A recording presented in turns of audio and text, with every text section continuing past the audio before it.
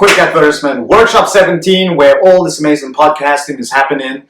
Co-working creative spaces situated in Kloof Street, Harrington Street, in Cape Town CBD. You can also find your other spot at the most scenic location at the waterfront, V&A Waterfront. Oh yeah. Then, if you are in Johannesburg and are in need of a co-working space at affordable prices, go check out Rosebank and the Fire Station. Do best. Creative space, development, and it's all good. Alright, so enjoy the rest of this podcast. Hi. 3, 2, 1.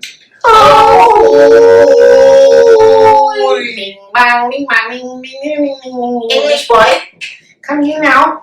You come here now. Mommy! Your I mean, like, I don't know. The fucking eyes itchy here. Scratch the thing. I fucking got a cat hair now. I'm allergic to cats. Did you get the cat hair? I think when I was at Bretta's place and the cat just came to sit on me, like Shout out to Breda. cat just came to sit on me and just like chilling here. I'm like, I love cats though. I know it's I'm awkward. so allergic to them. No, I'm a black person with cats. Are you okay? Are you the black magic? Because So, no, I really love cats. Especially that black cat that Bretta's got visiting the house, bro. Serious? It walked in through the door hole, through the cat hole, and came and fucked up their own cat. Like, fucked it up. Sorry for long critics. But that's I respect the kids. Yo, it's been a good weekend of fights. Like, I didn't get to watch it. I saw highlights though. one FC. Yo, what a card! The Muay Thai fights were insane. They definitely on all the steroids, bro. Because that pace they fight at, Yeah. so intense. Alvarez got kicked in the leg. He got a So calf he kick, finished- and he was like, oh. Finish the guy with Finish the guy with the rear naked choke. Fucking rear naked choke. Yeah, straight And to then the mouth. Demetrius was struggling. Serious. He struggled. This guy was getting his back all the time. I feel like he lost.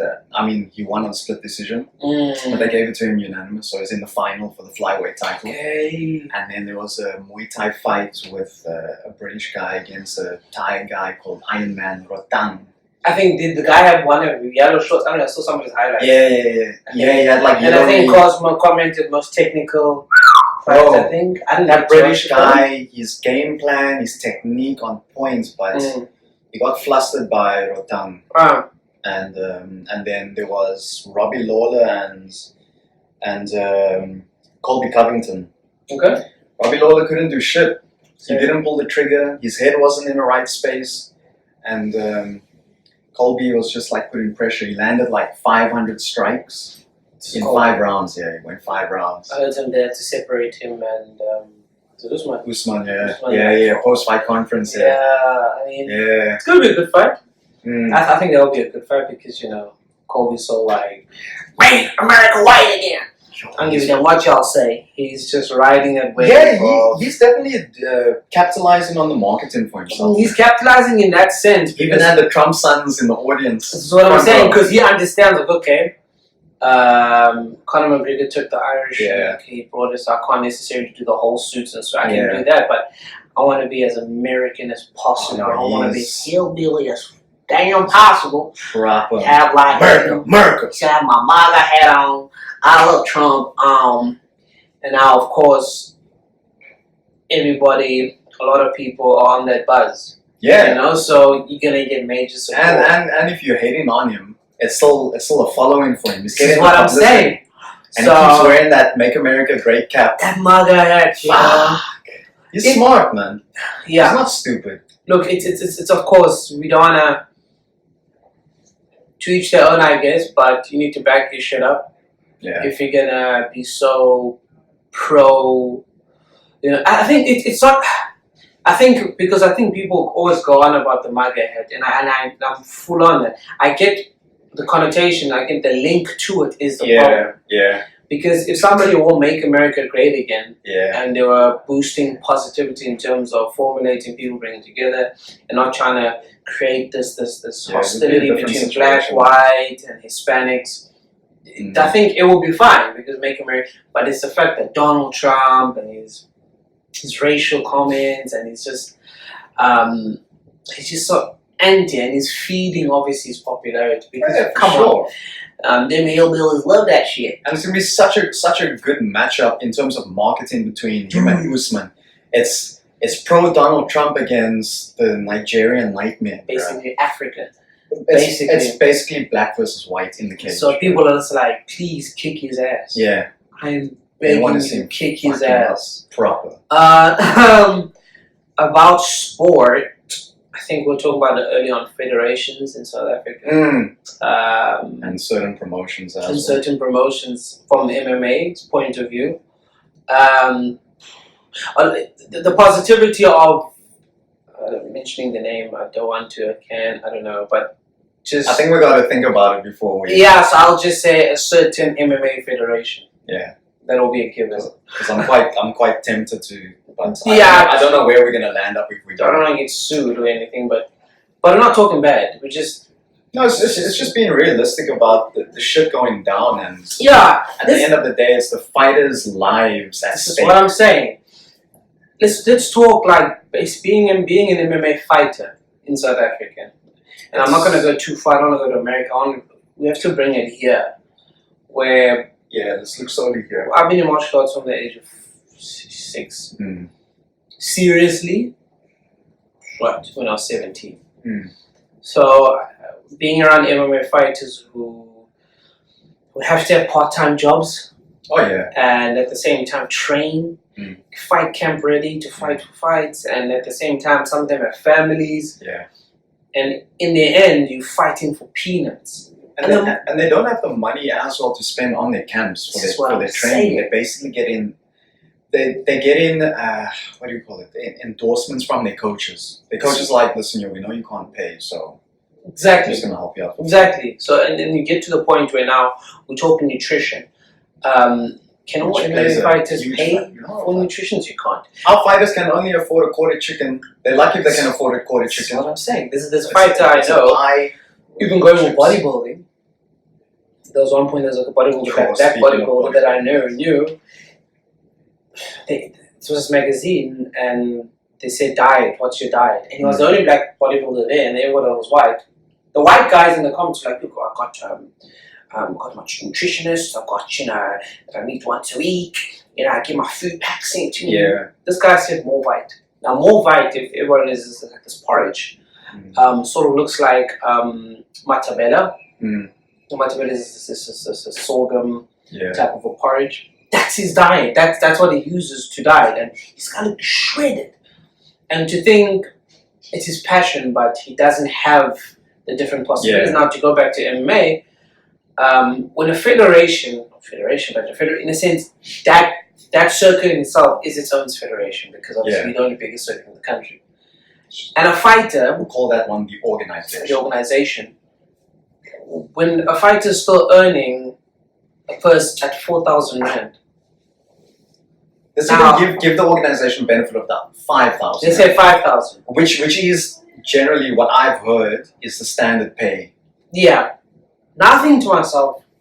What can 5,000 do if for 3 months I've trained hard? Trained for 3 months. Nutrition, what would be? Say you adjusted your nutrition for that 3 months as well.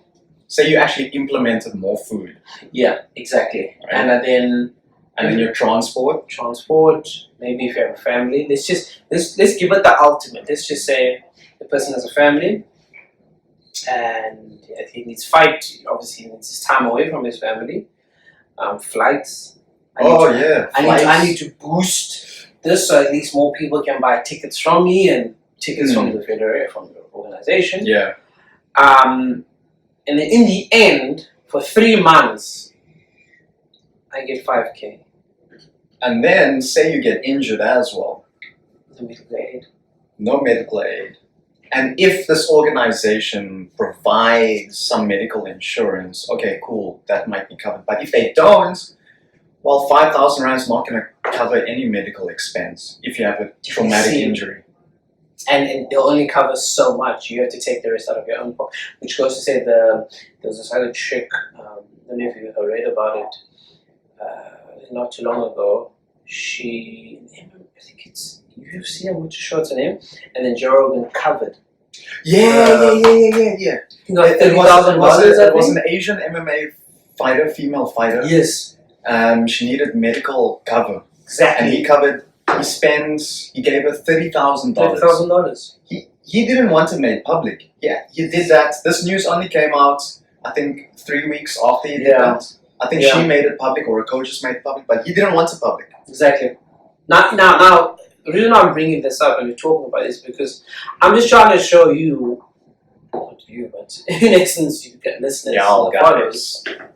When you look at MMA fighters, they're dedicating their life to something that's, in essence, they are hoping one day it'll fill their pockets up. And they're living off ends meet to make it. You're looking at two guys, two women in a ring that are fighting their hearts out. You're paying tickets as two people fight, but they've dedicated 3-4 months for that one moment. And in that one moment, what I get back is, yes, all that narration and you have heart. But in the end, what I get in my bank account is 5,000 rand. No, it's not enough to fill your belly. So then you go back, the organization in itself, how much this organization makes off just tickets, just off endorsements that they own, that they get. So from all the different brands that come on board, from medical brands to all the clothing brands to everything, how much do they make? So then how much do they take care of their employees? Because that's basically employees. And it's just mad to think an offer of 5K is being given to an individual who's dedicated 3 to 4 months, and to think that 3 to 4 months is just a part of I've dedicated my life for this moment. There's also stuff prior to that 3-month camp as well. It's just a standard training. Exactly. And that costs money in its own. You see? And I mean, the ideal dream for every martial artist would just be to train, right? Just to practice their arts and teach, but there's no money from teaching. That's why they get into fighting, which is basically a gladiator sport. Yes, true. To entertain the rich and the wealthy. Exactly. And now they see that they can make a big fortune because of the guys like Conor McGregor. If we move to boxing, Floyd Mayweather. Exactly. If we move back to MMA, Ronda Rousey, Brock Lesnar, John Jones, they're all making big coin. Exactly. Right? But in this country, it's not possible unless you're going overseas. And I think, in that essence, it's because I was looking just through the Judo South Africa. It's just too much greed, and I think it's unnecessary, like competitiveness, like everybody's enemies. I ask myself, when last, just I think generally in Joburg, and because I'm trying to figure out, I look at Judo South Africa, I look at our Olympic, Saska, I think, I look at all these federations, and I ask myself, when last have we had a world champion in judo, but yet we have our high performance center? And who is head of the Judo Federation in South Africa? I do this, and I know comparing is sometimes bad. I look at the French national judo team. We have to compare. And I ask myself, what have the French done, right, to boost judo in the country from not just being another after school type of a sport or something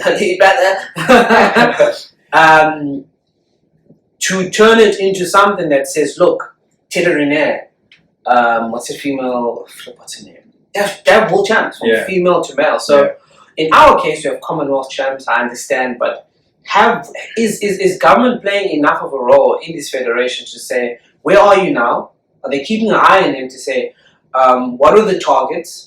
Are you looking at just spreading more clubs or spreading enough support financially for judokas, financially for MMA fighters, financially for all the sporting codes? Because going back to MMA, it's mad to think right now somebody's earning 5,000 rand for a fight where he can possibly die. Yeah, like he can get brain damage, can pop an eye, can snap a leg, can ligaments. There's so many risks, and people go in there dedicating, and people can say, "Oh, but that's they signed the document." No, but once you become an organization that's there to say we are here to provide cover for our fighters, to a degree where I'm going to give you prelim. I'm saying it out there. I think at prelim, even the prelim fights, a fighter should be earning 15K for a fight. Oh yeah, like standard because yeah. Because what's the breadbasket? Where do we stand with the breadbasket? 15K. You can't tell me through ticket sales, through endorsements, through everything else, you're not earning enough to at least cover these fighters enough money where they've boosted the organization in itself through marketing. They're fighting their asses off and training their asses off. Here's another fucked up thing with this organization. Before, they used to give the fighters a set of free tickets to hand out to friends and family to come and support, right? So obviously that's a cost covered by the organization. But now, instead of giving them free tickets, they're like, here's 10 tickets, we need you to sell these. Yeah. So in essence, what I'm just simply saying is, there just needs to be a bigger improvement in taking care, because we're bringing this up because we saw in the boxing. They're basically milking the fighters, getting them to make sales, ticket sales for damn organization, and getting them to fight for peanuts. Exactly. So in essence, it's just like, let's take care of the fighters. Let's actually take care of the employees to a point to understand like they're dedicating so much to get somewhere through fighting. It's their passion, it's what they live for. But it's the fighting is like it feels like for a martial artist, the fighting is the only means to make more money. Because you don't make much money off of teaching classes or running a dojo or academy. You don't make that much money off private training because now you got other personal trainers out there. And then they also teaching shitty ass pretend boxing. Exactly. When you can train from proper martial artists. But you got that competition out there. And for most martial artists, they don't have a secondary source of income. They don't have a backup. They have nothing to fall on. So fighting is kind of their means of a way out if they can become champion. Yeah, exactly. And I think when it comes to MMA, I think it needs to be looked at from... It's either one of the big circuits need to come to South Africa for competition. I think. Yeah, because this organization holds a monopoly in this country. When you hold a monopoly, what am I going to complain about? How am I going to win my argument? Yeah, it's like nonsense. I'm not going to win it. Yeah. Once we bring in, I would think amalgamate all the miniature ones, like your CFL's dissolved. I know they were doing good though. I don't know. They were really doing good. Someone told me something. They were really a PF. Is it PFC? PFC. PFC. They come. Isn't CFL was PFC? CFL and is not PFC. Yeah, PFC. It's PFC. So PFC and CFL, I think, were the same. I think so. Under the same. Yeah, I think it was. Oh, we can be corrected, but nonetheless, I truly think there needs to be another circuit that's going to come up. Create competition, bring in money, bring in more corporate into it, where they're going to put more money into it. And it brings a competition where at least now fighters going to say, look, there's a bigger fight purse there. You want me for my fighting because I'm dedicating my life. And it also goes to SASCOC, South African Sports Confederation and Olympic Committee. It's the same thing when you look at all the teams, and to think some of these teams are sponsored by the Lottery Fund. To think some of these guys are not being paid well, where it's a struggle. Even when they medal, they can't even get money. Even when they win, maybe they qualify for some competitions, and maybe they medal here, and they get invited to compete at maybe the world champs in another country. In some cases, some of these federations don't come on board to give money. Say, listen, okay, cool, because this could be the future, a future long jump or anything, you know. So I'm not necessarily saying SASCOC's not doing much, but I truly believe a lot of these federations need to remove that old leadership that's there, because some of them have never even done any jack shit from sports, from martial, nothing at all. And I don't mind if you don't, but are you knowledgeable enough to understand the athlete's life, to understand, you know what, they can't be given peanuts, they need all the support in the world so they can be complete athletes. But you'll only understand that if you've been in their shoes. Look, I feel like. Yeah, true. Hence I'm saying with soccer, you find so many former soccer players who maybe because of alcohol in the PSL, which is it's just our league in South Africa, where players who've been formidable in their careers and suddenly they stop, they get injured, or alcohol becomes a problem. After that, these guys, you see these guys in pictures drinking alcohol on the side, and guys like Junior Nqayi, I still remember Kaizer Chiefs, who's changed his life now. Alcohol is an issue. He comes out and says, look, friends were a problem. But these guys hold a skill and knowledge that at least SAFA, which is our South African Football Association, can bring these guys on board and say, listen, we want you to form part of our junior development. But they don't do this shit because SAFA is so backwards, and it's so disappointing that to think that SAFA is still having the same people on board, and it's frustrating. And this is not from me, this is from a lot of people that are former soccer players, South Africans in general, asking, what is the leadership of SAFA and what is the actual end goal? Because, as you may know, a lot of people just see infighting. You saw infighting in SASCOC, and when there's infighting in SASCOC for leadership, what happens? The athletes suffer. I still remember the javelin thrower, what's her name? She was complaining about not being paid. So I'm just trying to, because she was, what's her name? She was not being Sunette. Yeah, Sunette. And it's like tracksuits were atrocious. There were obviously this Chinese company that made it. And she was just frustrated because as an athlete, you're not being given the proper support from your federations. Did she use her own funds for competing at the Olympics? No, I'm not sure. I'm trying to find. I think she had a gripe from. I think being paid.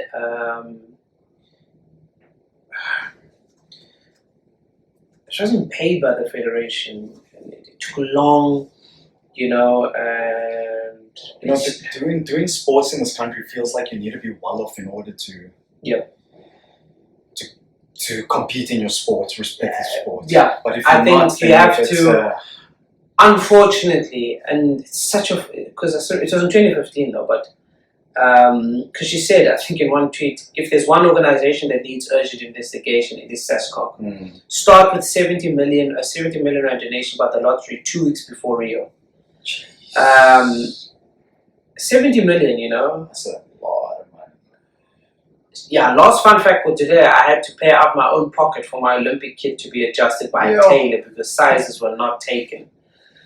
I've spoken numerous times the past years about the lack of support for South African athletes.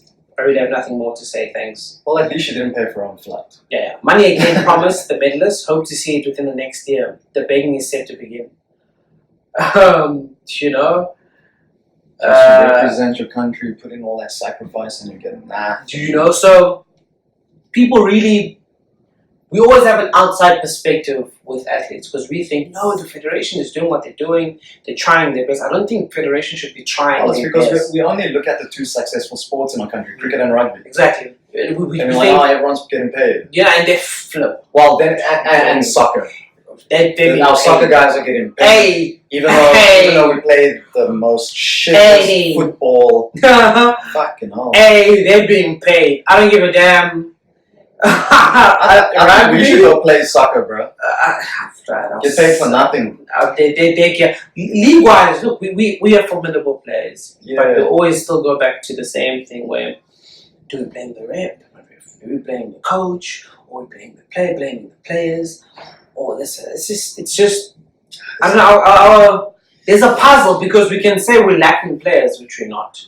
We're lacking skillful players. No, we're not lacking skillful players. Oh, we're lacking good players. No, we have good players. We've got tons. What is the problem? The gelling. We always go back to Benny's time. We always go back to Mark Fisher's time. We always go back. We have to go back in 2003 with the under-23s versus Brazil, where Ronaldinho was another team, Rivaldo, all of them, Chabupule, the whole nine, and they were amazing. And then we come back now and say, why are we struggling now with football? Is it the lifestyles at club level? Because now I've got so much money, I'm fine, I'm set, and then when I go national team, I'm like, You know, because these guys are earning money. So tons of money. at one point, I think, if I'm correct, the Brazilian national team would play for peanuts. They wouldn't pay. They wouldn't play. They won World Cups without having to pay by the federation. So we have to say, nice, and every single time when you go to competitions on the African soccer federations, South African, Nigeria, or whatever country, they complain before they haven't been paid. So they'll say, we're not going to play until we get paid by our federation. So you ask yourself, like, why is it the same thing every time we go to championships, we go to the AFCON, we go to the World Cup? It's the same story. Who runs the logistics? Who does the payroll? Who the flip runs this shit? Because if you say, I'm promising 100K per player, cool. Just pay the people, because then mentally, if the guy's going to go on the field and say, well, I'm not being paid, I'm not going to play. Well, and then on the other side, though, if you're going to complain about it, well, you better get results. You see? So I think money is the core, man. And going back to our main thing, which is the MMA fighters, I truly believe they need full support, man. And I think corporate in South Africa needs to step up their game. And I guess I can't be angry at corporate who step up the game. Well, they need to be approached. You need to approach corporate to say, listen, as a federation or as an organization, we need more people to come on board, because then at least we can pay the fighters. And because look, come on, the federation, that organization brings in a lot of international fighters. They're their own reality. I mean, so if they have the financial resources to outsource fighters from. Come on, if you're getting someone from the UK, you're going to be paying them in pounds. You're not paying them in rands. They're not going to take rands. Also from the US. Exactly. That one chick, though. The French one. No. JP's wife? Oh, she once did she had left the organization. She went on a proper rant, and it was odd for her to earn 5,000 rand to fight for the title. Damn, I was like, damn. You fucking mad, That's bro. a title. Title fights for peanuts. 5,000 rands. I mean, isn't that like minimum wage in South Africa? Like, I'd understand you just entering the organization.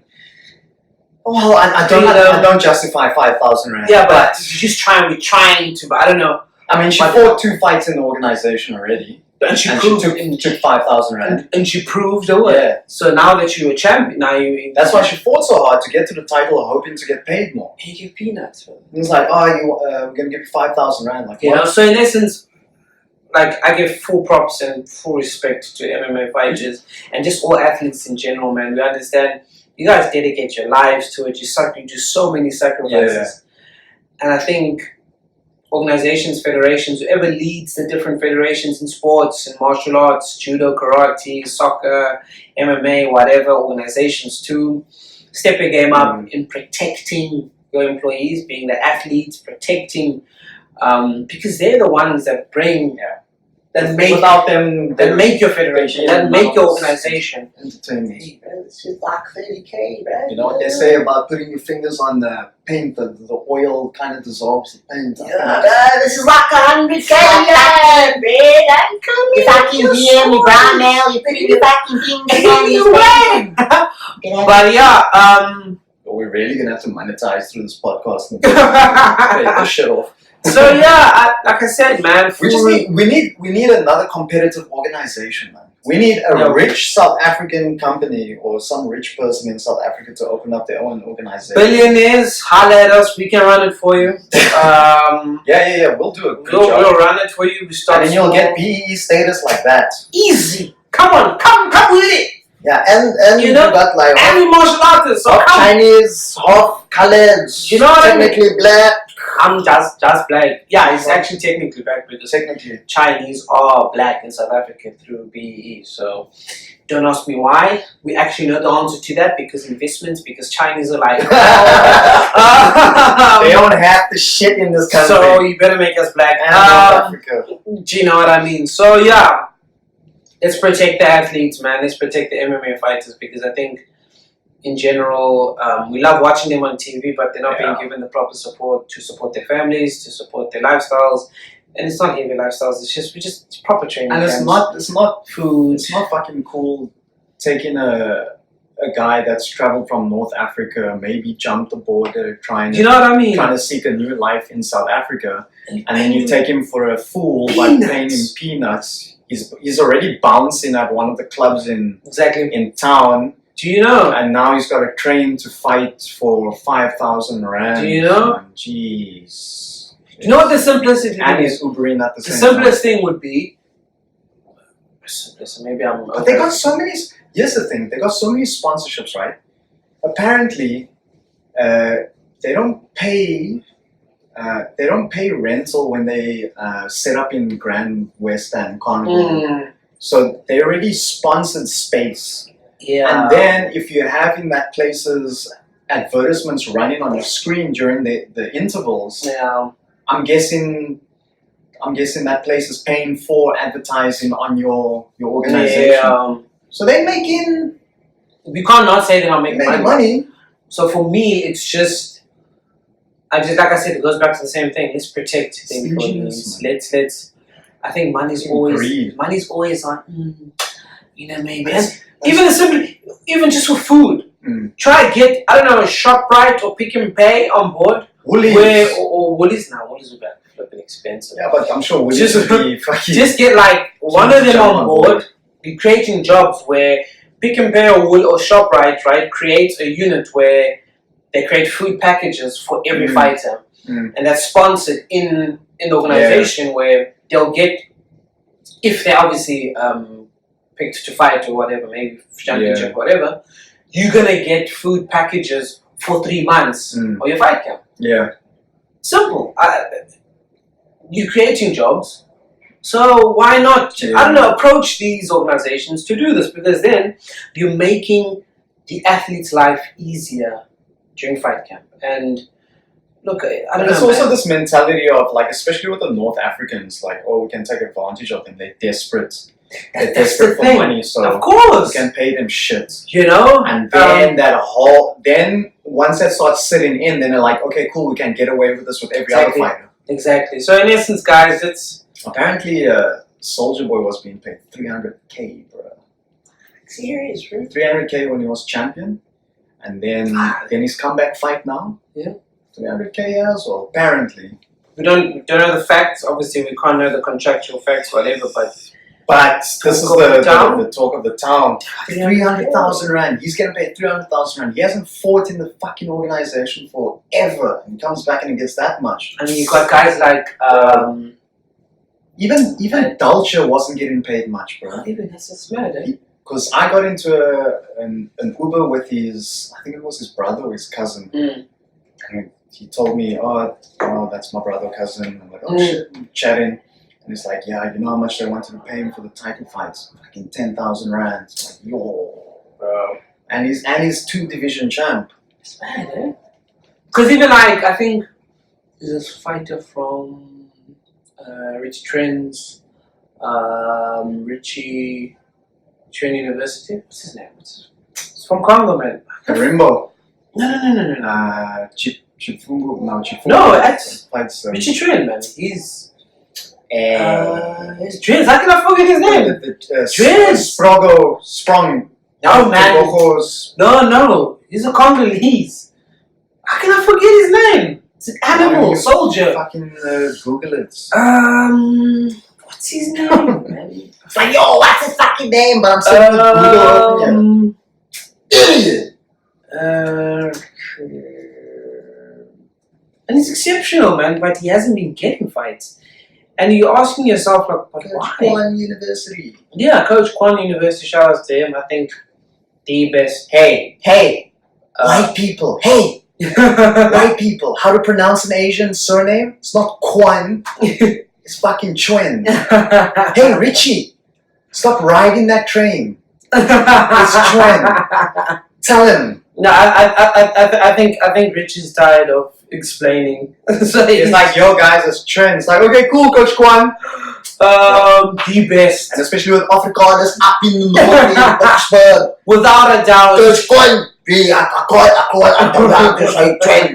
Not train this thing. It's a kill there, why they fucking kill? Without a doubt, the best MMA coach, all-round coach in Africa. All-round nice guy as well, man. Nqayi actually coached Cyborg.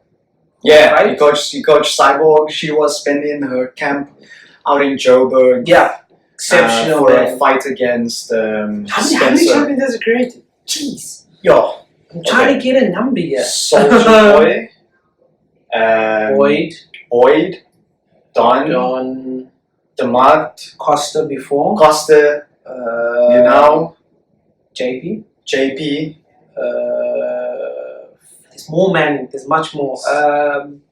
What other big guys were under training? Many, man. Let me just look. There's one picture here. Venom. Yeah, Demart. No, I know you mentioned. I was just checking.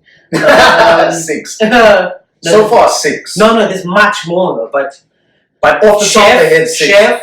Oh yes, 7. Chef 7. 7 champs. So far 7 off the top of our heads. 7 champs in South Africa. That's a hell of a feat. Plus minus for me, I believe it's 10 plus. I think it was like 13. I think that's what I think, because obviously some. Penna also did two divisions. Did he? Yes, he did. He did. And Boyd as well. Boyd. I think. Boyd did. He did. Yes, he did. He did bantamweight. No, he didn't do bantamweight. I lied. He did featherweight, and then he went up to lightweight when he fought Don. 10 plus, I believe, and that's just counting. We're counting that federation. Yeah. I can say EFC. Yeah, shit. Fuck, man. Well, I guess the cat's out of the bag. Because we're talking about Dalton. Yeah. Fucking Trent. So EFC, he's created 10 EFC champs. It's not like EFC is going to come out after 10 plus. us. I doubt they're watching our podcast. 10 plus, even if they do, who cares, man? But the thing is, the coaches know it as well. And Yeah. that's a fucked up thing. 10 EFC plus. is a bit fucked up at the moment. 10 plus coaches, champions. That's Richie Trent's created a hell of a lot. He's proved it Yeah. consistently. He's been in the cage himself as He's well. been in the cage himself, and Didn't he win the lightweight title years? So I don't know. I think Because I remember the first time I got introduced to Trent was in a bodybuilding magazine. Mm. He was on the cover with the lightweight title for Oh, snap. USN. I okay. think it was endorsed by USN Oh, nice. at the time. Down to earth guy. Camera shy. And that's cool because he believes in his craft. I'm just teasing him. I'm not gonna forget his name. Soldier. Bro, Isn't it Spraga? No, man, you keep going to Spraga. It's not Spraga. Go on your Instagram. Go on your Instagram. But nonetheless, I think. Voice record isn't going to shut down if you open up your Instagram. No, it can't shut down. Yeah. Oh, no. It'll be fucked up. Stupid ass phone. Just checking if it's right. Just go on, yeah. And it's important for people to realize that when you have a coach, a person such as Richie, who dedicates his life That's to fine. teaching, to giving, and it goes back to leadership as a federation. That's why I stepped down as a fighter. Yeah, and he always pushes it down to look, I'm a better coach than an athlete. And that's He's honest about it. Man, He's just saying, I'm a better coach than goodness. an athlete. He studies the game. He dedicates his life to be a student. yeah. And people are like, oh, he was a dick riding. No, I'm not dick riding. You can literally Maybe look- just a little bit. No, I'm not even. No, I'm not. It's facts. There's people who dedicate their life to be a student for the rest of their life. So they absorb all the information because they believe their fighters can't absorb everything. So I absorb everything as much as I can, cut it down, Yeah. so it can be information my fighters can absorb easier. And make tailored plans for each Exactly. individual. So He doesn't have a one. he had a one plan goal. fits all. He told himself, my goal is to create a UFC champion, which I truly believe he will. And I truly believe it will be through Don Madge. Yeah. Don Madge himself is a super dedicated individual. No, he's to see his progress since. Because I remember the first time I saw him, I didn't know he had a ton of Muay Thai fights on. Yeah, I always used to follow him with his Muay Thai. Muay Thai. Oh yeah. So When we talk about legit, yeah, it's not a joke. like he lived out there, bro. He's our John Wayne Park. He's Yeah. literally our John Wayne. He's been not the so-called commercial Muay Thai gyms. He's been in the Yeah. ruffles. He sleeping on the floor and doing all the dedicating his life, sacrificing. He came into EFC very young. That's what I'm saying. And he was already fucking shit up back then. and he beat obviously Costa. Yeah. His first title. So and Costa was not a joke. Costa obviously Costa was no was joke under- at all, bro. was under. Under Coach Kwan. Yeah, which really Chuen. was it fight It's with militia. It's a Kwan for So in essence, it's like it goes back to leadership. How much you dedicate your time for your athletes, for your fighters. You absorb as much information as I mentioned earlier on. For you then to chop down that information to then change your fighters' lives and make each program for them separately to say, listen, here's your mistake. You need to improve here. You need to get better here. The thing is, he's not being stingy as a teacher. Exactly. Because, I mean, coming from a traditional martial arts background, the one thing that annoyed me the most was when you reach a certain level, and this is more so in Chinese Kung Fu, you reach a certain level, and then the teacher's just like, cool, practice. Not for sure. Practice is key, but in order to achieve that next level or to get better, you ultimately need guidance, and then you can never get anywhere without any guidance. No matter what craft you're practicing in, you need guidance. Don't try to get it alone. And that's the beautiful thing about Coach Chuen. He's given his undivided attention to each fighter in that gym, and he's spending as much time as he possibly can. Even I'm sure he makes personal sacrifices. Sure. I've seen with the JP base, like at 8 p.m. or 9 p.m. at night in the gym, he's holding pads for him. Also, I think when he could have been at home with his wife, Netflixing and chilling.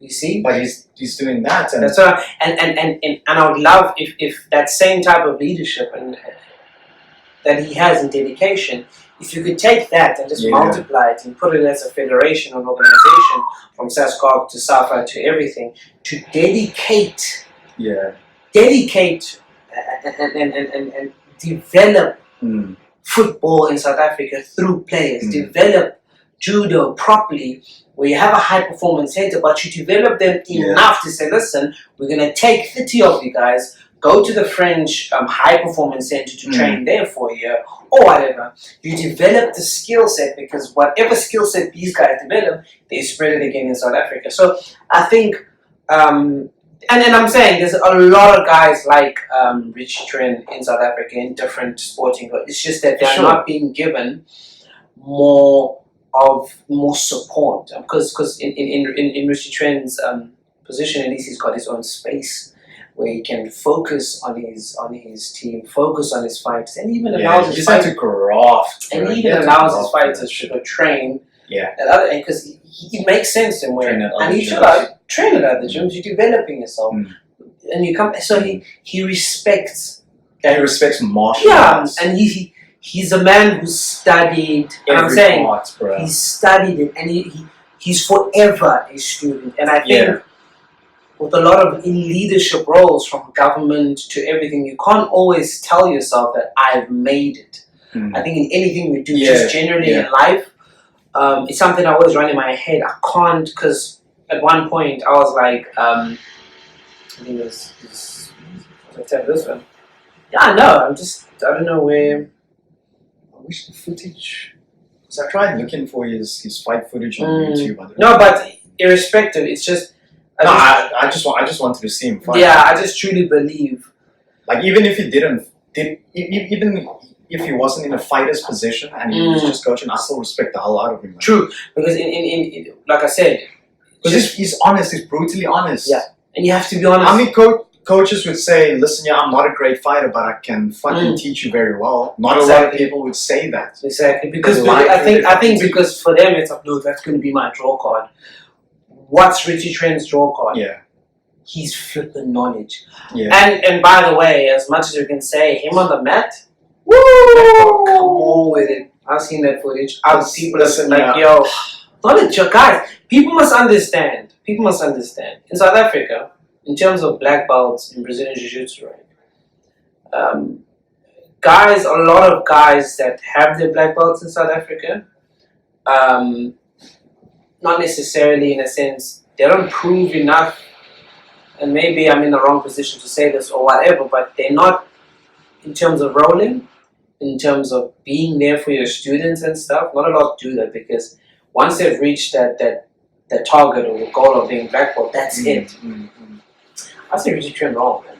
Man, I've rolled with him. And Leo, when we were up in Joburg, I'm like a measly blue belt, and Leo was purple. Yeah. Purple, 2 stripes, 1 stripe. I think it's 1 stripe. 1 stripe. Yeah. And we were up there, man, did he smash us. To me, 2 guys technique and off strength. my head in terms of black belts.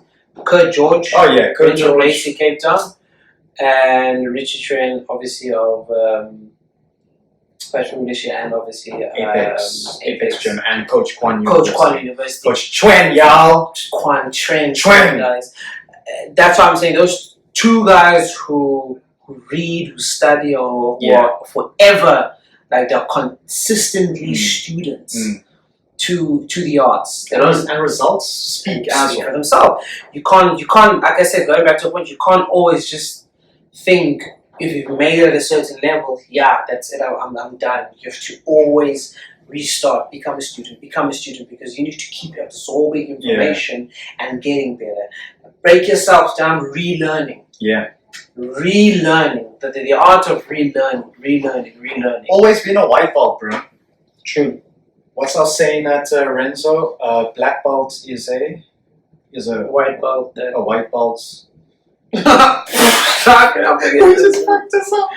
Dude, you've been training. I've been off the but I don't stare at the damn model on the floor. I'm too busy getting my face smashed into the damn mat. A black belt is a white belt that's always learning. Something like that. Fuck. Either Kurt or Richie's gonna kick my ass for messing that up. But anyway, in essence, 2 guys respect the arts. Yeah. A black belt is a white belt who never quits. Boom. Exactly. Boom. So yeah, these things also, like we always say, martial arts has a role in terms of impacting your life, where you lead and where you lead people from the front. And I wish like our leaders, government-wise, did martial arts so that they would understand the importance of. That's why Putin rolls with the iron fist, bro. That's KGB. I don't know if I'm gonna die today. Maybe somebody. I don't know. I don't know if he's gonna fucking this guy was me or KGB. I'm not messing with this guy. See the Mongolian, bro. The Mongolian. Yes. He's so huge. Like, he ate all the goats, bro. He ate this guy, the donkeys. I'm telling you, he ate the bull's testicles as well. I would love to see a super fight between Putin and the Mongolian president. What's the Mongolian president's name? I'm getting there. He's a judo expert, and come on, 2 judo experts running countries. Oh my god. I wouldn't want to be in parliament and having arguments with either one of them. He's an Olympic gold winning coach.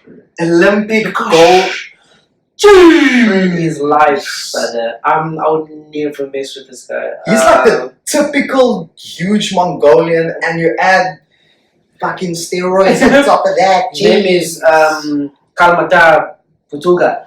That's the Batuga. He's a world champion in Sambo. And he's responsible for leading Mongolia to its first ever gold medal win in judo in the 2008 Summer Olympics. Oh my god. Judo and Sambo. He kicks Putin's ass, bro.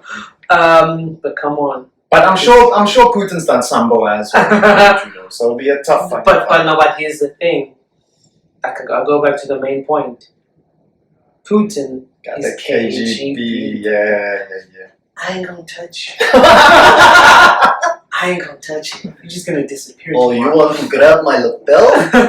Cool. I ain't gonna touch you. Your family is already killed. But I truly believe, like I said, that type of leadership, that type of dedication to improve your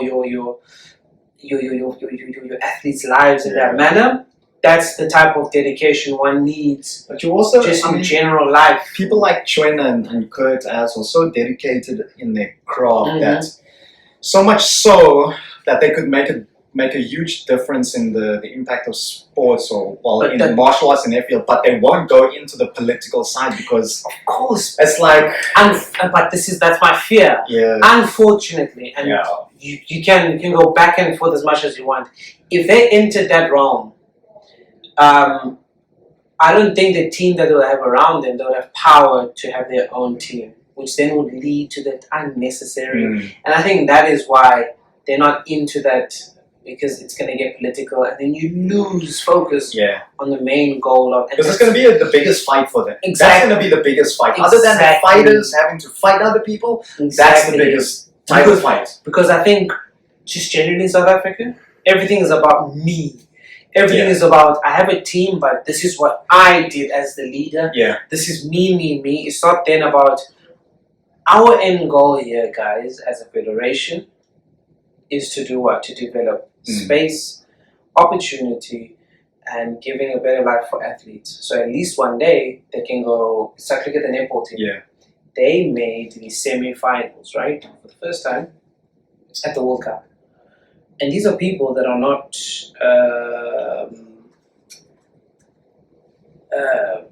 full time. They do this part time. They're literally competing. Yeah, I don't think you can competing with make a living off netball. With exactly competing with teams that have leagues and are full-time netball athletes. Do we even have a netball league? We have different leagues. We do, but it's not necessarily a, how do we say, where I can totally live off it. I truly don't believe it's at that level. It's like even now, what is it? At one point, the South African leagues in search of sponsors. They were in search of sponsors, and with a performance like that, come on, man! It just proves that in terms of netball South Africa, they've dedicated time to developing these women, and they've dedicated enough, and the women themselves have dedicated their time and efforts where they can in developing, and they've made the semi-final for the first time in the history of South Africa. At the World Cup, I think they lost to New Zealand or Australia. It was a close game.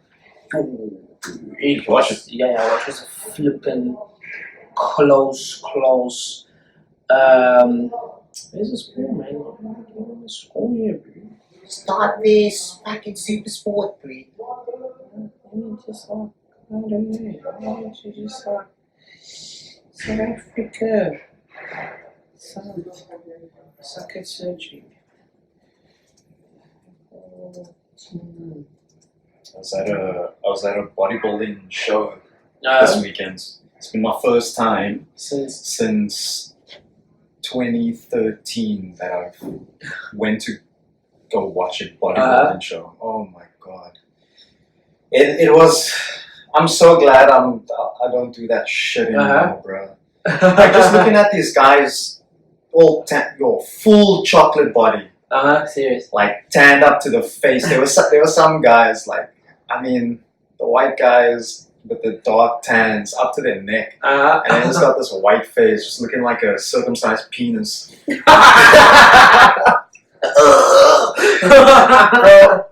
And like this was like a national qualifier, bro. Yeah.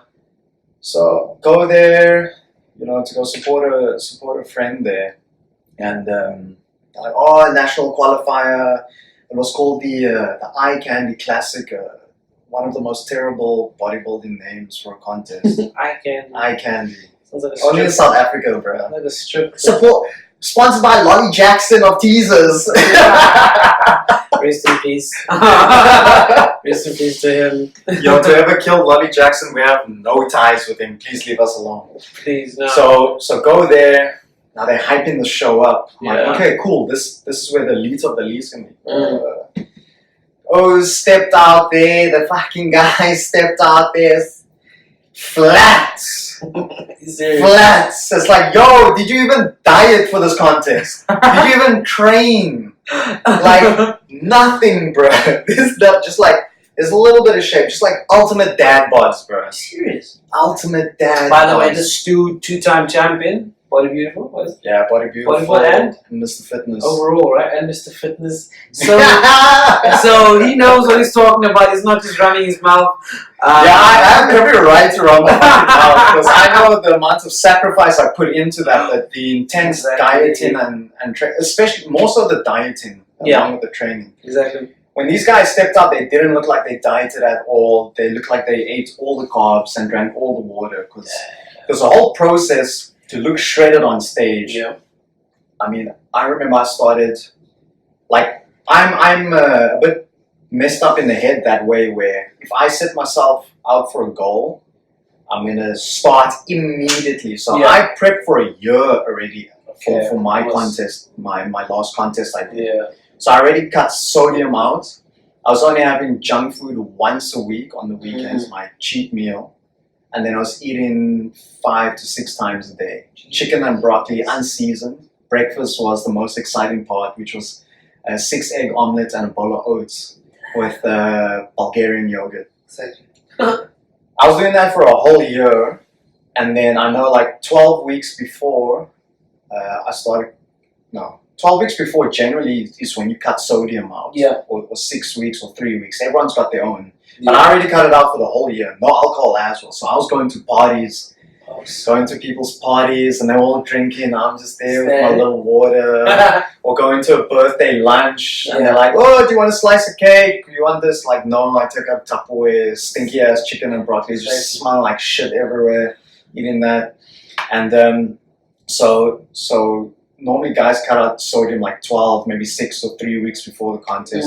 And then you go on a water depletion, which is 2 weeks, or no, a week before the contest. You start with 6 liters. So you've overloaded the body with water, and then the body's like, oh shit, I'm drowning. And it starts flushing all the excess water out. And then you start going 6, 5, 4, 3, 2, and then 500 mils on contest day. And then that's when you look your most shredded on the pre-judging day. So there's like a pre-judging round, and then there's the final round. The pre-judging is when you're like your most shredded, and they make their full-on decision there. The next night is when they're like, okay, maybe he did an extra bit of water depletion. He probably looked better. But these guys stepped out and they looked like they didn't do shit. Didn't look like they did shit. But when there were 2 guys that came out, no, 3 guys that were Jackson, the Afrikaans boys, man, just wide on all the steroids.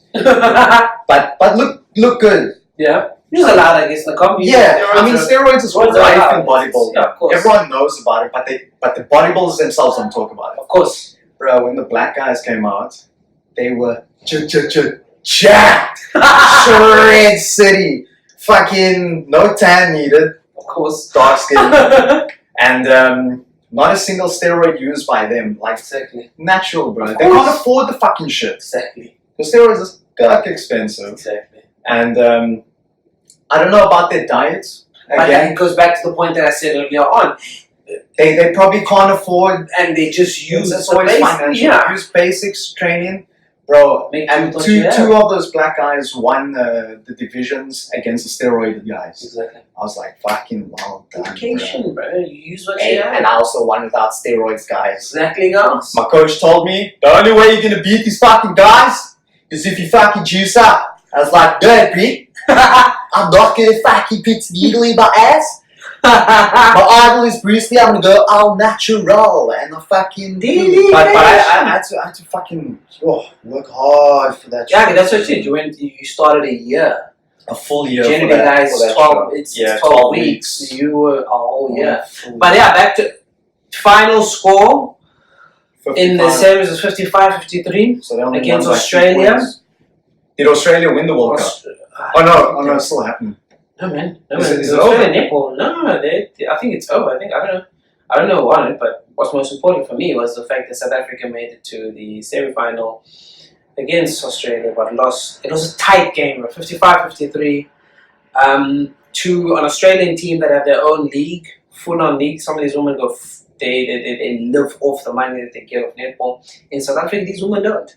So it's true dedication. So shout out to the ladies for reaching that goal, and it's high time now. And obviously now suddenly the talk of expanding and getting more sponsors on board. And I think this is a good, obviously, booster for it, that eventually this league, this women can go full-time being netball players. I think it just took them getting better results. It's the same with Banyana, the female team when they went to the World Cup.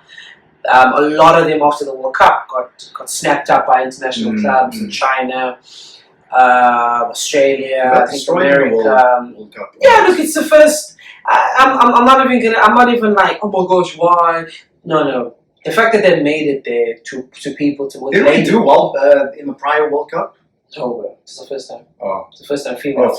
Banyana, the team. So even them part-time, they're not. These are working women in their lives, and they have to do this part-time, and they make it there. So more dedication. It goes back to the question: what is the federation doing for women's sport? What is the federation doing for all athletes, male and female, giving them ample opportunity to succeed? Money just goes missing in these federations, and no one knows. Money that's supposedly supposed to be there for development is not there. Or when we start talking about development, and they say, okay, what's the outcome? By 2025, we need at least 30 world champions. We only get like one world champion. Why? Then the other players say, well, we're not getting support, financial support, tickets to fly out, uniform. So it's a whole, goes back to the point, having correct leadership in the sports federation, sports organization, people that understand what it is to be an athlete, people understand what it means, the sacrifices you do to become an athlete. So our two sprinters, the Nqayi and the Khalid Bra, Wayne Fanikak. Yeah. Are they training outside of South Africa? They try outside and in, yeah. So and then they are getting endorsed. Yeah, they're getting endorsements like that. They're fine. Yeah. They're fine. I think. Fanikak, isn't he sponsored by Nike? Yeah. Or not? Yeah. He's sponsored by Nike. Yeah, then he's definitely getting a 6-figure contract. Let me clap this because my beer. What is it? 200. Yeah, 200 and I think 100. Like he getting. The guy's posing on stage, bro. The one guy he was doing a front last minute. It was like, and the other guy was tensing so hard.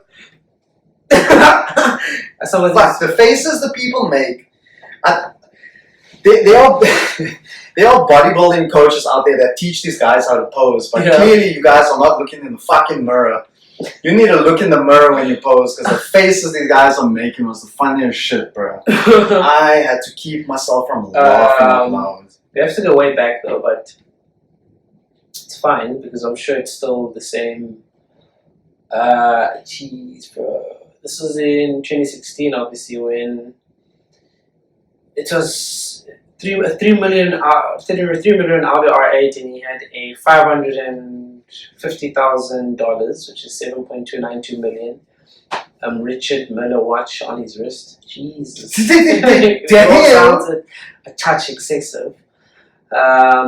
A touch. Fuck, bro. That watch at the time it was 24. That watch can help out some of the townships out there, man. He was obliterated. He obliterated, obviously, 400 meter. Oh, 400 Legend Michael Johnson's 99 record with a draw dropping new mark of 43.03 seconds at the Rio de Janeiro Olympic Games, obviously in 2016. But the next Olympics is next year in Japan. Yeah. Where is it? I'm trying to get his worth, man. See, Jordan said his brother, Chad Leclos, he got double bronze. Oh, no. Yeah, I saw that. Yeah. No, swimming is there. I think swimming also needs. But Chad's also, he's kind of reached his peak now. He's what? He's 30. He's 30. 29, 30. I don't know. I don't think he reaches peak. I personally think so. The thing is, like, I was speaking to his brother about it, and I said, "Oh, isn't your physical prime 32 years old?" Okay. And that's what they say. Like with fighters, they're always like, "Yeah, 32. I'm in my prime. You're at your peak." But he said in swimming, it's not the same. Oh, it's not the same. Like that's why guys are competing in their teams, bro. No, this kid is. I don't know. He has a lot of money. Fuck. 7 million rand watch on his wrist. Bro. I mean, supposedly the deal between Adidas was $750,000 and $1 million. Dollars. $750,000. Convert that shit to rands. That's no wonder you didn't buy that watch, bro. Definitely bought that watch in rands. Bro, but nonetheless, he's been injured though. But it's fine. I think he's taking it. He's taking the How old is he? How old was he then? At the time, he was 24. 24. He was 24 in 2016. So it's going to be 28 for next year's Olympics. Yep. And I think that's why he's taking his. Yeah. It makes sense. I mean, I wouldn't rush things myself. Yeah. Because you want to make sure it's your knees. Was that his first Olympics? Was it? That he competed in? Because that's what 24 years old. Because then he's only got one left in him. Depends, man. Come on. 20. It depends. I wouldn't. Then again, he's colored, bro. Used to running away from shit. Jeez, we're talking about like racism. Racism must fall. Talking about your own people like that, bro. I'm not allowed to hear. I think it was 20. I think that was Listen, yeah, stereotypes come from truth, bro. That was his. Well, we are the majority, so the most people that are going to be in prison are black. Come on. Okay, so then come. How many stories have you heard of white people running away from police dogs, bro? From the police? Oh, flip load. It's just they're being treated differently. Yeah, but... Because they're white. Come on, my friend. Come on. Good point is now with the shooter in El Paso. Oh, yeah. In El Paso, in America, he went into Walmart and he shot people and killed them. Yeah, he shot. Mass murdering, right? Yeah, mass shooting. Bro, he was nice. He chatted. He was nice. They chatted nice with him. They handcuffed him. Versus a black person who just maybe they tell him, get out your car, get out the car, and they shoot the person. So like, you know, white privilege, guys, it's not pretend it doesn't exist. And I like how everybody talks about white privilege and it only goes to America. My friend, white privilege in South Africa is at our home. You can spot it here, bro. Easily. But you just have to be real about it. You just have to have a conversation about it. But every time I have a conversation about it, it's just, you know what I know. But the thing is, they don't see because you don't see it and you've grown up with it. Yeah, it's not obvious. Exactly. I mean, we worry, like I said, we worried about. Look what happened in El Paso. Just 2 mass shootings back to back. It was in El Paso, and another one happened in another state the next day. So in essence, I think 33 people died this past weekend. Now 33 people. That happens in a day in South Africa, bro. First and every weekend. Every weekend. So you can imagine that number, and the whole world shocked because it's America. Such a fucking big deal. 33, 32. And I'm not saying that's America's problem. Yeah. 100%. We're not justifying that. But look at that number. And that number, we surpassed that number in terms of crime, in terms of murder, in a week, in terms of killing in a week, if not a day. Yeah, I'm sure. Oh yeah, but it's not on the news. It's not on the news. So I think if it's not on American news, it's not happening. Exactly. So I think we need to focus more on what's happening in our country, totally in terms of the crime, in townships. But it's because social media is controlled by America. By America, we're only going to be issued American news. Or we're going to give a damn about it because that's more important. Unless you are some of the few South Africans that follow South African news on your social media, then the algorithm's going to kick in and be like, okay, yeah. Exactly. Yes, I'm South African. Exactly. So I think more needs to be spoken about it from farm to township killings to just everything, because all in all, we're all getting affected by crime, whether you're white, black, colored, and of course there's more in terms of the colored communities, black communities, and the townships that are being affected. The most. We know where the majority is. The most with the killings, military is being involved. So all these steps need to be, and we need to speak about it every day until government implements measures more and more and more, and it lowers it because we can't celebrate it for 1 weekend. Okay, killings have stopped, and then next minute something happens in America. Oh my God, El Paso, 33 people have died. But here, 33 people die every 3 days or something. Look at the effort we put into the whole Zuma Must Fall campaign. Why are we not putting that into... It's like they paid a whole flag or post in Flew Street. Said, you must go, like a big sign. You could have put that money into... There's one person that put... I mean, he's rich. So I'm simply saying the same effort you put into Zuma Must Fall, the same effort you must put into speaking about white privilege, speaking about racism, speaking about just developing the country, being honest. So if you have the same energy, keep the same energy. Because the same energy we keep as people of color, I think everybody together, eventually we should come together and say, as South Africans, we need to deal with these issues and talk about it. If it hits you on your nerve, okay, let's talk about what hits you on your nerve. But your nerve needs to be struck. Because maybe your nerve itself is ignorant and you don't know enough because you heard maybe a Jabo or Tabo talking about one aspect of maybe the past, and you're going to use it as reference because one black person said to you, let's just forget about the past, and you use that as your reference.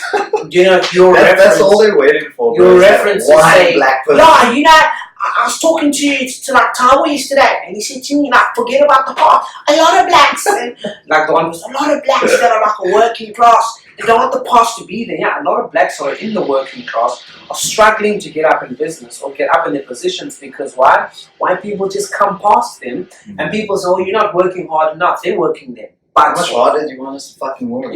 So in essence, it's conversations we need to talk about. We need to talk about white folks. We need to talk about black folks. We need to, and when I say black, I mean people of color. We need colored, black. We need to talk about all our issues, all the wrongs we're doing also, and we need to be able to say, okay, let's deal with it. I listen to your story, you listen to mine. Where did we go wrong? Where did you go wrong?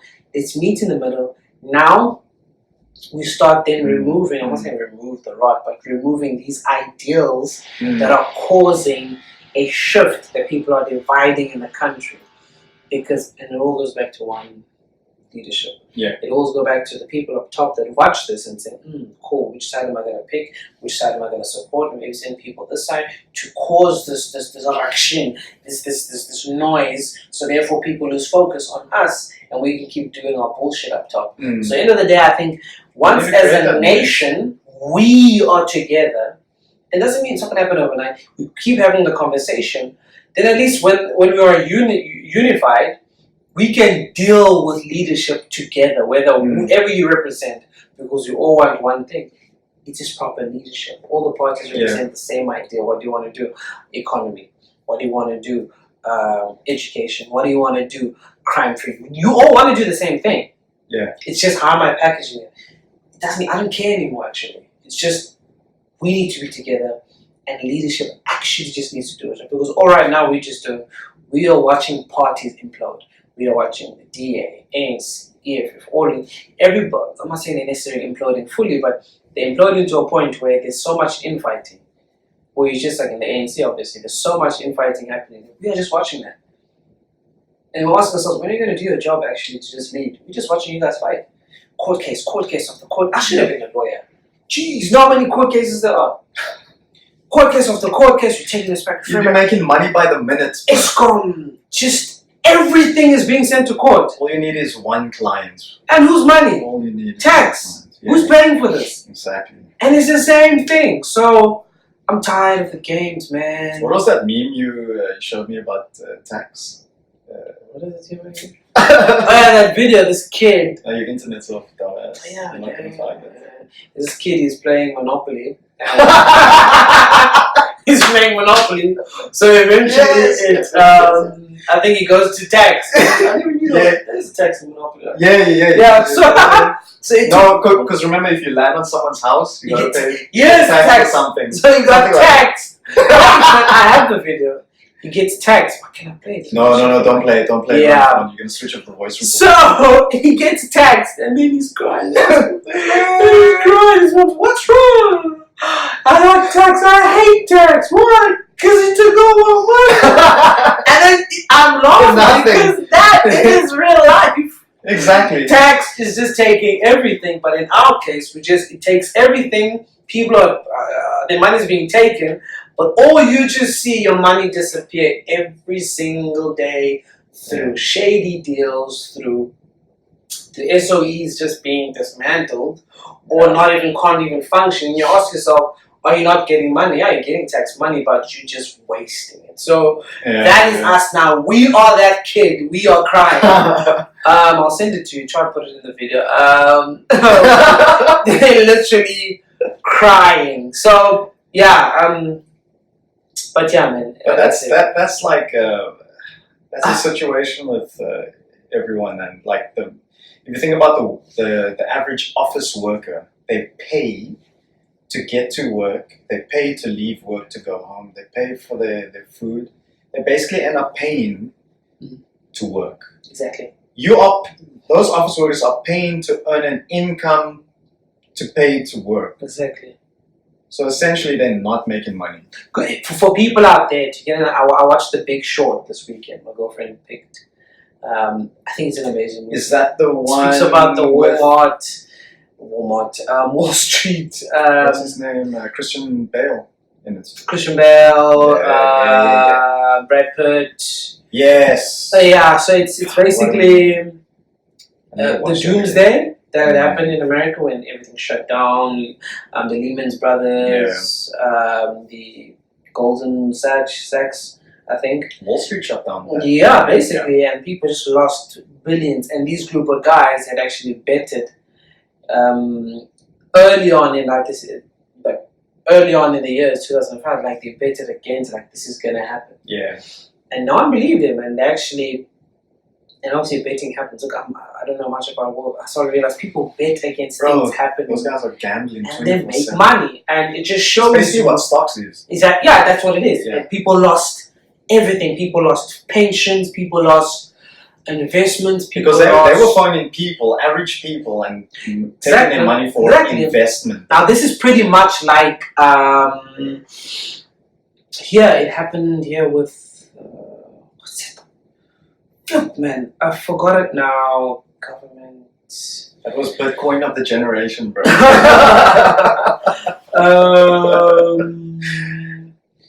What is the company? How can I forget this company? Where is it?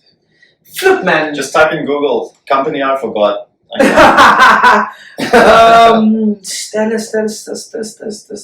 Flip, man. It happened here. How can I forget this? Pension. A lot of government workers lost government pension funds, lost their pensions through this company failing because there was an accounting error. That's his name. He said there was an accounting error. This blue guy, there's an accounting error, and we lost pensions, lost to. Oh, it's fucking warm in here, bro. My ears are burning. Hey, yo, is there any way to turn down the AC?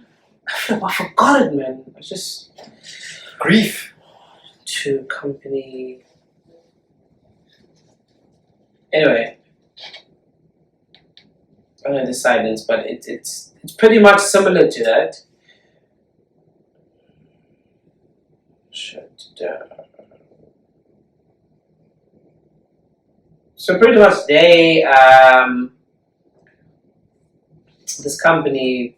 this guy had an error, right, in his accountancy, and that's what he said it was. And he lost over. So he was taking people's pension funds to invest. So the government put the pension funds in that Steinhoff. Steinhoff, that's what it is, yeah. So basically the Steinhoff scandal, right, cost the government employees funds 20 billion rand. So it was an error. It's an error. That the government employees pension fund lost about 20 billion rand from the collapse of Steinhoff's share price after the group admitting to an accounting regularities. Okay, 20 billion rand lost. Jeez, bro. It's a purposeful loss, man. In their pockets. Think about it. The Steiner shares were worth 24.1 billion on November 30th last year, but worth only 3.1 billion on January the 18th this year. Think about it. The Steiner itself holds 392 million Steiner. The government holds 392 million Steiner shares. Jesus Christ. And so approximately 200 billion in global shareholding value could have been lost due to the decrease in Steiner share price. 100 billion. So I'm not an economist, guys, but this is straightforward. And people always just say this guy should have just went to prison. We had enough money to pay A lot. payouts, not going to court. And my thing still goes to Christo Visa said he became aware of the irregularities only 3 days before they surfaced. Adding to that, irregularities came like a bolt out of the blue. Man. He became aware. But he's not the I think Yost was the actual accountant who did this major screw up, supposedly, right? It's a screw up, and you know, that's what I'm saying. Corporate, Wall Street, they get away with a lot. No, for sure, bro. They get away with destroying people's lives, destroying people. And I understand that the world of shares and investing it's a risky business. But when you purposefully, I'm not accusing the guy, but in a sense, when an irregularity of that nature, that literally 20 billion rand worth of government shares, and then the employees themselves have lost. They've lost. I've lost my pension. It's like I have to start from scratch. Those are just thieves with degrees, bro. So that's basically. Yeah, I think this world is gets to a point where. Come on, you cannot. Who actually cares for the people? I'm sure you can get rich, honestly, but majority of these corporates or companies or businesses, come on, man. Come on. There's a lot of dishonesty. Think about it, man. Because you're always trying to find a loophole to make as much money as possible. Of course. It's the same with the fucking film industry, man. Yeah. Think about it. Our agencies, maybe not yours, but the ones you were with prior, my current agency, and I'm sure they're probably going to say something about it to me just now. They can do it. I'm having a meeting with the accountant anyway to get money that wasn't given to me. Yeah. And my pay slips in my invoices don't match. Like there's money missing here. The money was paid for, but my account doesn't reflect it. But anyway, a lot of these agencies, you get paid for the job, right? So I do a TV commercial, or we do a TV commercial. Say we get 30K, right? The most an agency would take is what, 10-15%? Pretty much, yeah.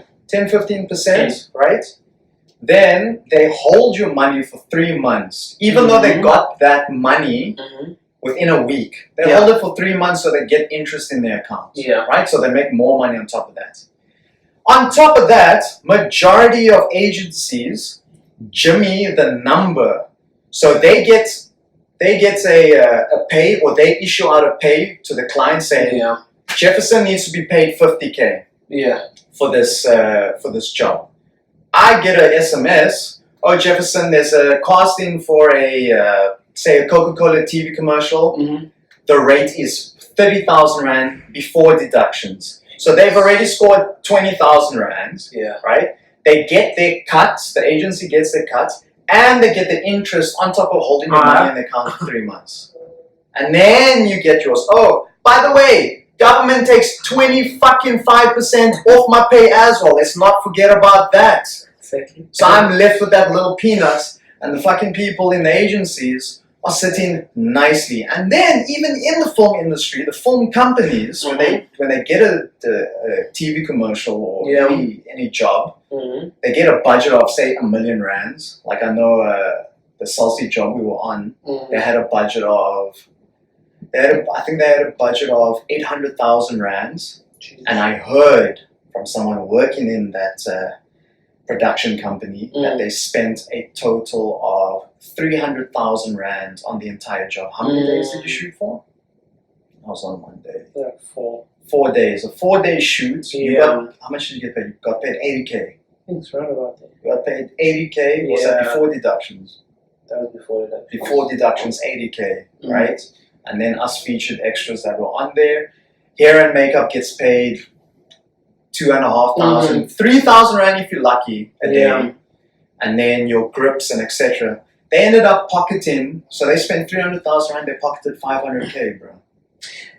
You know what? In essence, it's like I always say. So even in that industry, there's no honesty, bro. I always, it's a leveling field in the sense where how much can I save? And I think if we were on the other side, plus minus, we would do the same to a degree where at least. Yeah, to a degree. If I can save enough money, Obviously, you want to make and a do little the bit of best profits. job, of course. If I can do the best job at it and save enough money, but then the question comes back to: are you paying enough to the performers? Again, it goes back to the same thing we mentioned early on with fighters. Yeah. Are you paying these performers enough money? Not only the performers, the ones just that the make grips, everything happen. just everybody, the grips, the crew, just everybody. Are you paying these people enough that they can live off?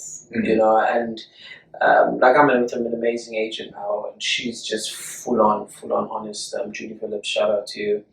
She's where I was prior at, this gentleman was going through a hard time, so I'm not gonna bash him. Everybody has, I guess, people go through the most in general in their life, but you get those that are out there that are thieving agents. And that's how I built a trust with Judy, that she's doing an exceptional job. She's straightforward. She's all about developing. She's all about she's very transparent, and that's a transparent aspect that's very important in any agent, where the person sees you. If you're slacking somewhere, they're honest with you. If they tell you, hey, you're not getting enough, what's wrong? They workshop stuff with you. Because she's also a voice coach, and a voice coach, what do you say?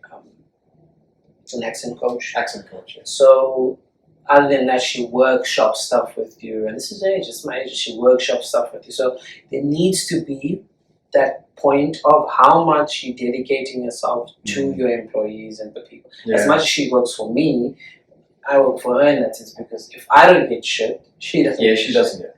So, and there's a respect factor where I understand her job. I'm not going to pretend that she doesn't know her shit. She knows her shit. So I trust her well enough to be honest with me, and it's transparent. Yeah. We can ask anything. So I think also it's just the education in the field, because I know a lot of people go into something and say, I want to be an actor, I want to be a singer, I want to be this. But okay, do you understand then the business side of things? It's only now I'm starting to understand the business side of things, where it's important to know.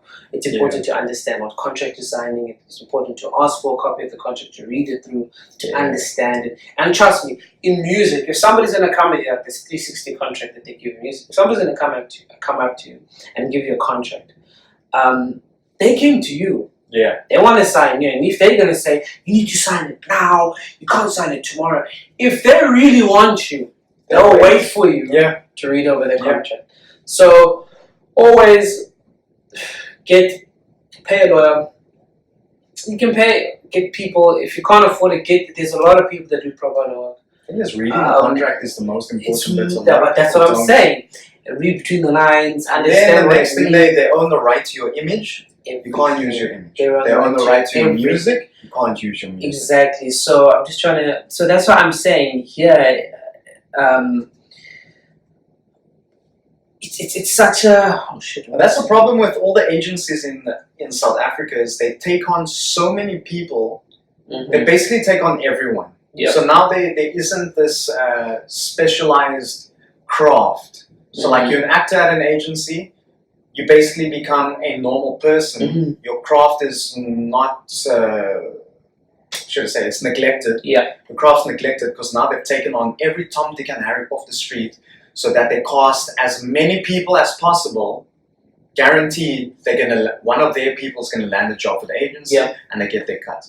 That's the most fucked up part. Look, I guess I'm fine with it.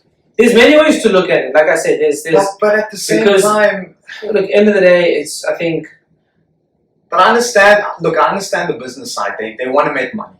that's Cool. let's be real. That's the core of it. Make money, have good representation.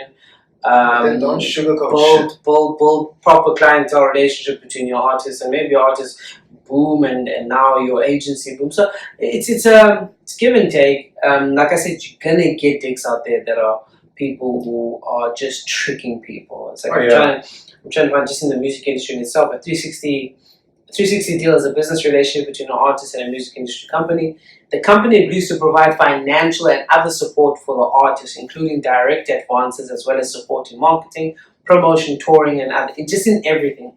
In turn, the artist agrees to give the company a percentage of an increased number of their revenue streams, often including sales of recorded music, live performances, publishing, and more. This agreement is an alternative to traditional recording contract. So think about it now. If I know a lot of artists are being screwed over in South Africa over such deals because they're not reading the contract. Yeah. Like more than anything, you can always work out. That's why a lot of people go independent first, because I'm in full control of everything. The money I earn today, it's my money. I don't have to give 60%. A lot of people are going independent. A lot of people are independent. I've been listening to the radio in the car, and so many artists that have been interviewed, all independent. Yeah. Because if you think about it, you can run your own Mine. management on social media. But that's what I'm saying. You sort it. Distribution and everything, you obviously figure Yeah, that out. iTunes and But more guys that Spotify. obviously start independent and then sign out, they sign yeah, to record labels because of the distribution. yeah, Because obviously, it's yeah. Because easier, when like, you get to a point, you're gonna if need. you go to Universal, you go to Sony, you're going to get now the bigger distribution international. So I There's get only it to so the far you degree. can get on your own. But I'm sure they've broken down the contract to the degree Mm. to work out a proper deal that Mm. maybe it's not going to screw me over. What was that hectic thing with the Idols contract? Yeah. South African Idols. No, I remember. no idea. Who was saying to us they performed on Idols and then they I'm not too they sure. said something I about know. if you win on South African Idols and you get contracted, you kind of can't get out the contract and Well, it makes look you with that. tied down for like I think 5. Well, it makes sense. I'm not gonna look with that one. It makes sense. Let's be. But you're always gonna be tied down for X amount of time. But yes, I think we can't. I think if you're gonna go into Idols, first understand every company that's signed to that there's an endorsement deal, right? Yeah, you're gonna be guaranteed endorsements when and you you're win. automatically gonna be signed to a record label that's ever maybe it's Universal or whatever that's connected to Idols. It's fact. And if they say 5 years, and it's 5 years because that's part of it because they're developing you. Maybe it's a 360 contract, whatever. They're developing you. That's it. It's fact. So It's also for their reassurance that they're not wasting the fucking yeah. So I think in that you essence, could easily win and then be like, you know what, fuck it, I'm out. yeah. So I don't think. I don't know, man. To that, I don't- That was. I don't know. I don't think you can complain about that to a degree. If you're gonna obviously want power to negotiate, by all means, they should allow you to negotiate. I think it was more so negotiation power in the. Yeah, negotiating power. I think that needs to be there because creative power more than anything. Because at least if I'm gonna do something, if you're gonna say I don't have any creative ability and this thing screws up, then what? Yeah. Give me creative power so I can give you my utmost best, and at the same time you develop me. So I think every comp has their, people that they sign to. So yeah, man, I don't know. You know what I mean? But yeah, Hour 33 minutes. Fuck, So- almost went over there. I think we were almost pushing the 2 hour mark. We could have easily. We could have It's actually. one of those days where it just feels like, I don't know, just like an easy one today. It is. Like if I didn't purposefully check the time now. Would have went over. But that's why I did like it so good. It was a good topic. We're talking exceptionally. We're talking MMA. We're talking the struggle of MMA fighters in South Africa. We're talking just generally proper leaders in the martial arts world, Kurt George, Richard Trent, guys that dedicate their lives to developing people, and then hopefully that can, in government, it becomes one where they can dedicate their lives to the people of South Africa to develop the country. So I wish we have the power of social media, so we must just create the noise. definitely. We have enough tools to create enough Definitely. noise. If we were able to create so much noise for the whole Zuma Must Fall campaign, what's stopping us from doing other campaigns? True. You know what I mean? And on that note, So this energy. On to my clarity. So shut your goddamn mouth. nice, alright. Alright,